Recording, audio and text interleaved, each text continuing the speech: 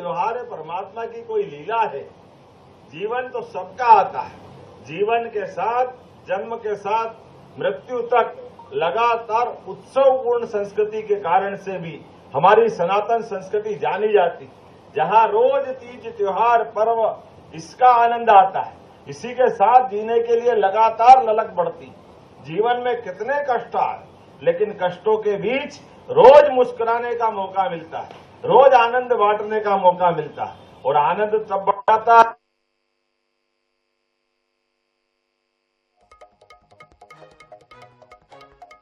और गौमाता के साथ तो आनंद ही क्या है, हमारे लिए तो और आनंद बढ़ जाता है जब 33 करोड़ देवी देवताओं का वास जिस गौमाता में हो, उस गौमाता को साक्षी रख करके हमारे जीवन में गौमाता के कितने प्रकार के गुण हैं। आप कभी अंदाज लगा लो, अपने यहाँ कई पर्व होते हैं, कोई दक्षिण भारत में किट्टू बोलेगा, कोई किसी प्रकार से बोलेगा, लेकिन ये हमारे उनके बीच के संबंधों को स्थापित करने के, दीपावली है उसके आसपास के जो त्योहार रहते हैं, आप अंदाज लगा लो, 10-10 लोग नीचे सुला दो, ऊपर से गौमाता को दौड़ाओ, तो मान के चलो कि गौमाता अपने आप का शरीर का भार इतना हल्की कर लेती कि वो किसी के प्राण नहीं लेती। ये उनका अपना देवी गुण है कि वो हमारे हाथ से न केवल वो अपने आंचल से हमको जीवन देती है, ये गौमाता ही है जो प्रकृति के समान, परमात्मा के समान जीते जी हमको जीना सिखाती है। आपके बच्चे को भी पालती है, अपने बच्चे को भी पालती है, अपने खून से वो जो आनंद बरसाती है, इस अमृत के लिए तो देवता भी तरसते, इसलिए कामधेनु वो अपने यहाँ रखते, और हम सबके बीच में भी ये गोवंश इतने बड़े पैमाने पे दिया। दुनिया के अंदर आज जब भारतीय संस्कृति के अलग अलग रहस्यों से दुनिया परिचित हो रही है, कितना अच्छा लगता माननीय मोदी जी ने कोविड के काल में, और अब तो ये स्थापित हो गया कि हाथ मिला के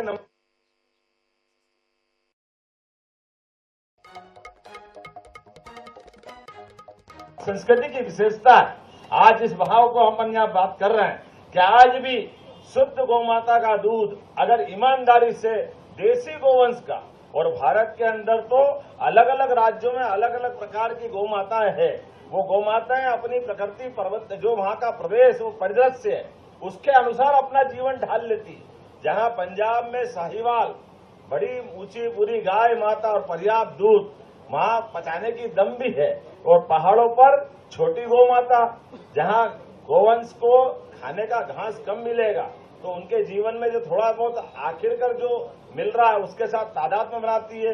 हमारे समुद्री तटों पर भी वो छोटी छोटी गौ माता है, लेकिन आज वो पुंगरू, जोरदार अभिनंदन करो यशस्वी प्रधानमंत्री का, हमारे गोवंश के लिए जाने अनजाने हमसे जो पाप हुए हैं कि हमारे गोवंश को मिटा करके हम देसी को हटा करके विदेशी को लेकर आए, ना हमको क्या बोलते चौबे जी छब्बे बनने गए वो डूबे रह गए, ना यहाँ के लिए ना वहां के लिए। आज पलट के वापस समय आया है कि हम अपने गोवंश की रक्षा करें, अपने गोवंश के गीत गाएं। इसलिए यशस्वी प्रधानमंत्री के नेतृत्व में जब से हमारी सरकार बनी, हमने रोज अलग अलग प्रकार के आयोजनों का हिस्सा बने। ये सारे तीज त्योहार समाज तो मनाता ही है, समाज के साथ सरकार क्यों खड़ी नहीं होना चाहिए, सरकार को आनंद क्यों नहीं आना चाहिए, और इसमें शर्माना क्या है? अरे गौमाता की पूजा करेगा, हम नहीं करेगा तो कौन करेगा? करना चाहिए कि नहीं करना चाहिए? ये तो हमारा अपना कल्चर है, ये हमारी संस्कृति है। मेरे कई विरोधी आज भी कह रहे हैं अरे आप क्या कर रहे हो, तो गोवर्धन पूजा पहले ही थी। अरे भैया, एक हमारे बड़े नेता कांग्रेस के आज का उनका टिप्पणी है, हमने कहा आपने भी 10 साल चलाई थी सरकार, लेकिन आप तो कभी कार्यक्रम में जाते थे तो गौ माता के नाम तो छोड़ो, जो गोकसी करते थे उनके साथ मंच पे बैठ करके अपने आप को सम्मानित कराते थे। शर्म आना चाहिए आपको। आप किसकी बात कर रहे हो? आपने इस गोवंश के लिए जितना नुकसान किया, याद करो वो सारी बातें। भगवान माफ करे, सबको माफ करे। दीपावली की मैं तो सबको मंगल कामना देता हूं, लेकिन इसे करने से आपके पुराने पाप धुलेंगे नहीं। आपको सबके बीच आकर के ये पुनर्स्थापित करने की जो परंपरा चालू की है उसके ऊपर गर्व और गौरव का एहसास होना चाहिए। आइए आप में दम हो आज भी तो खुलेआम को कि हाँ गोवंश की आप पूजा करिए, गोवर्धन पूजा में हम भी शामिल होंगे, आप भी शामिल होंगे, होना तो ये चाहिए। हमारे से अतीत में गलती हो गई, लेकिन गलती को सुधार ले तो तब वापस बदलाव आ जाता है। ये तो अंदर के भाव चाहिए, लेकिन नहीं, क्योंकि आप नहीं करोगे, अरे ये वही लोग हैं जो आज भी भगवान राम की दीपावली मंत्र देख करके इनके छाती पे सांप लौट रहा है। ये कह रहे हैं कि राम जी का क्या हो गया, राम मंदिर का क्या हो गया, प्राण प्रतिष्ठा हुई तो पता नहीं क्या क्या हुआ था। इनके नेता पप्पू जी ने क्या क्या बोला था, याद करो। हम सब स्मरण करें इस बात का। इस देश का करोड़ों करोड़ों देशभक्त लोगों को यह अपने संस्कृति का अपमान बर्दाश्त नहीं है। इससे हम अगर ये सोचते हैं तो इनको इनकी कीमत चुकाना पड़ेगी। और अब तो बदलते दौर का समय है। आज जब भगवान राम मुस्कुरा रहे हैं तो हमने गोवर्धन पूजा करते करते संकल्प लिया, आज नहीं तो कल जमुना जी के किनारे कृष्ण कन्हैया भी मुस्कुराएंगे, उसका एहसास हमको होगा। हम उस दौर के लिए जिंदा हैं, ज्यादा दिन नहीं लगेंगे। अरे जिनने अपने जीवन में सदैव अपने आप को गोपाल कहलाना आनंद के साथ धारण किया, जो गाय पाले वो गोपाल। गोपाल वो कहां से लाएंगे? गोपाल जो गौ माता को पाले वो गोपाल, और जो कृष्ण को माने और गाय पाले वो गोपाल कृष्ण। बोलो गोपाल कृष्ण भगवान की। इसलिए हमारी सरकार ने निर्णय किया है कि ये सभी गौशालाओं के लिए जो अनुदान प्रति गौमाता 20 रुपए था उसको 40 रुपया प्रति गौमाता किया जाएगा। इतना ही नहीं, हमारी जितने नगरीय निकाय हैं अभी क्रम से आ रहे हैं, बड़े बड़े नगर निगम, फिर नगर पालिका, फिर नगर परिषद, एक एक विधानसभा में 2-2 3 गौमाताओं की गौशाला बनाई जाएगी। हमारे यहाँ ये परंपरा रही है। अरे अपने वृद्ध माता पिता को थोड़ी वृद्धाश्रम में भेजना पड़ता है, वो तो हमारे घर के गहना है, उनका आशीर्वाद रहता है। लेकिन वृद्ध गौ माताएं अगर कोई सड़क पे मिलती है, अपाहिज मिलती है, बीमार मिलती है, घायल मिलती है, उसकी चिंता करने का काम सरकार करेगी। ये हमने निर्णय किया है।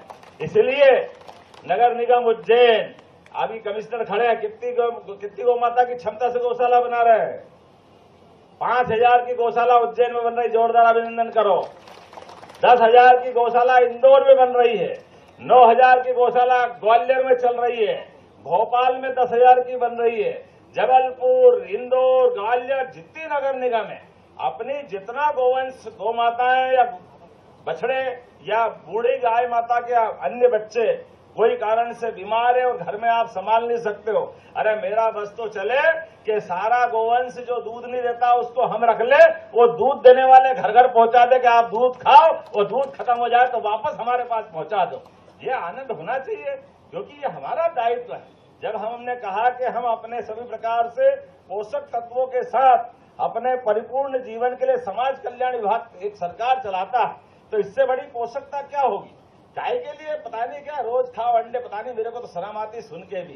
गाय का अंडे मंडे संडे की बात करते हैं। अरे दूध पियो, 1 लीटर पियो, 2 लीटर पियो, खूब पचाओ, दौड़ते दौड़ते जाओ, पता ही नहीं चलता, इतना आनंद आता है। हमारे यहाँ तो वर्षों से ये परंपरा रही है। इस परंपरा को पुनर्स्थापित करने के लिए हम और आप सब मिलकर के आज तिलकेश्वर महादेव में कलेक्टर और कमिश्नर यहाँ होंगे, अधिकारी भी होंगे। आप सब याद रखना, ये सिंहस्थ का हमारा एक तरह से पहला मंदिर है जो सिंहस्थ क्षेत्र में मुख्य भूमिका निभाता है। इधर वैष्णव, इधर सेव, दोनों के बीच में हमारे तिलकेश्वर महादेव जो सभी व्यवस्था में तिल भर बढ़े हैं। तो हम इस स्थान को भी बहुत भव्य करेंगे, गौशाला भी अच्छी करेंगे, और इस प्रकार की दिवाली मनाने का मौका मिल जाए तो लगता है कि हमारे पूरे सारे जन्म सफल हो जाते। इतना आनंद बरस रहा उज्जैन में। आज के इस अवसर पर माननीय अनिल जैन कालूहेड़ा जी हमारे विधायक, और आप चिंता मत करो, मैं सब करूंगा। अभी आज धीरे धीरे आज दिवाली का आनंद लो। अनिल जी विकास के मामले में एक के बाद एक काम बताते रहते हैं। अनिल जी बैठो, अगली बार भी आऊंगा, आज ही आज थोड़ी आया हूँ, आज भी आऊंगा, कल भी आऊंगा। आए तो तिलकेश्वर की बात कर दें दो, गौशाला की बात कर दें दो, और बहुत सारी बातें। गाना बहुत अच्छा था, पर्दे में रहने दो, बहुत सारी बातें समय के साथ बताते जाएंगे। आज नहीं तो कल वो सब मिलता जाएगा जो आपने सोचा है। लेकिन कुछ आज कहेंगे, कुछ कल कहेंगे, लेकिन कहते जरूर रहेंगे। मेरी अपनी ओर से पुनः हमारे बाबा उमेश नाथ जी महाराज, माननीय सांसद, राज्यसभा, जोरदार